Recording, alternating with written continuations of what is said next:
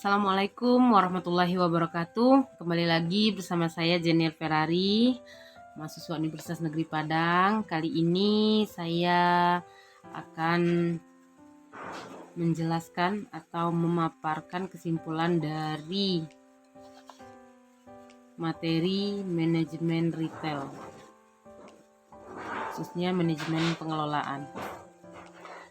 Nah, yang pertama yang akan dibahas yaitu fungsi manajemen. Manajemen itu memiliki banyak fungsi. Ada 4 fungsi utama dari manajemen. Yang pertama yaitu fungsi planning atau perencanaan. Nah, pada fungsi perencanaan ini di sini kita dapat menentukan desain usaha. Desain usaha maksudnya bagaimana bentuk dari usaha kita yang akan kita jalankan. Yang kedua ada fungsi organizing. Fungsi organizing ini mengelompokkan sumber daya manusia dalam aktivitas usaha.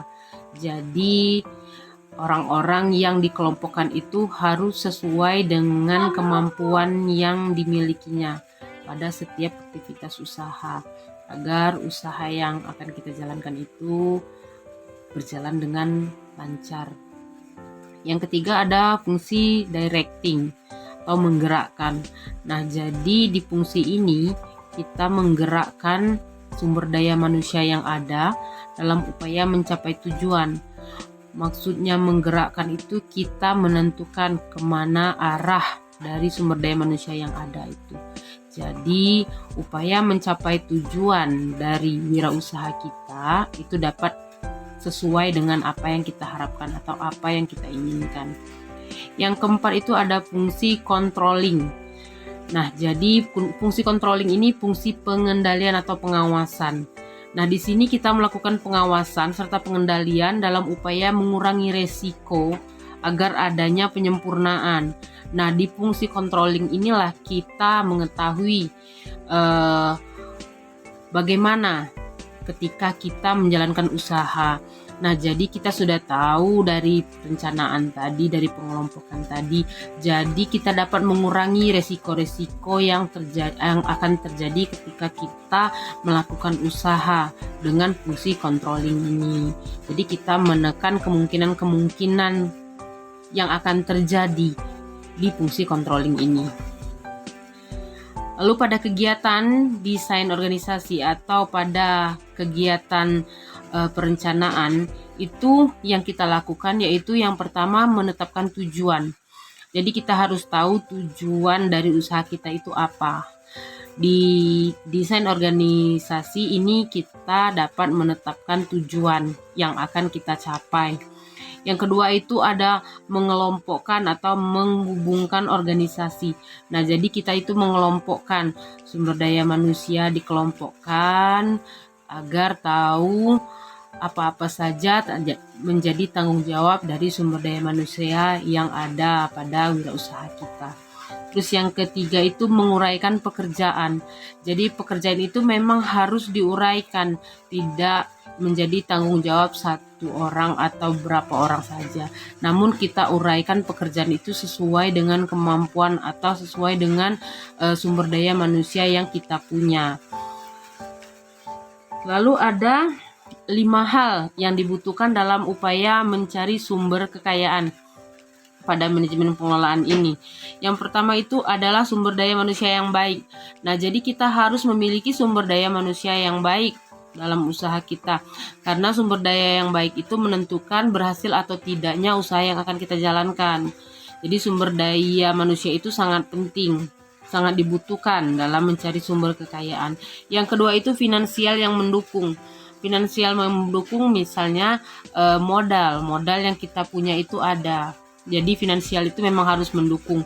Yang ketiga adalah sosial atau hubungan baik dengan banyak orang. Nah, jadi kalau misalnya kita memiliki hubungan baik dengan banyak orang, jadi kita bisa membangun relasi.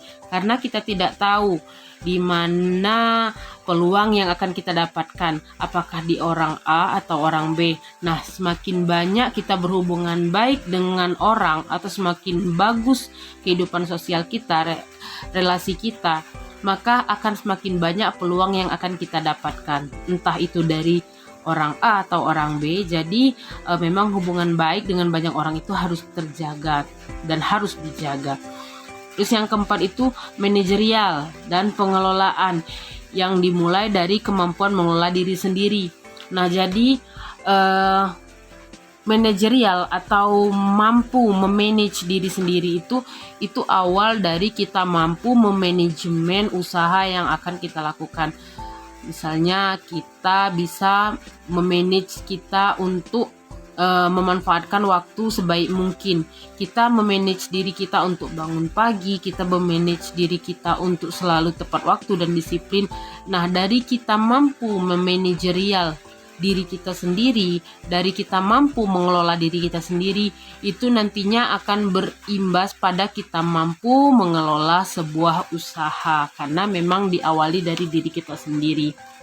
Terus yang kelima itu jejaring atau relasi atau rekan bisnis.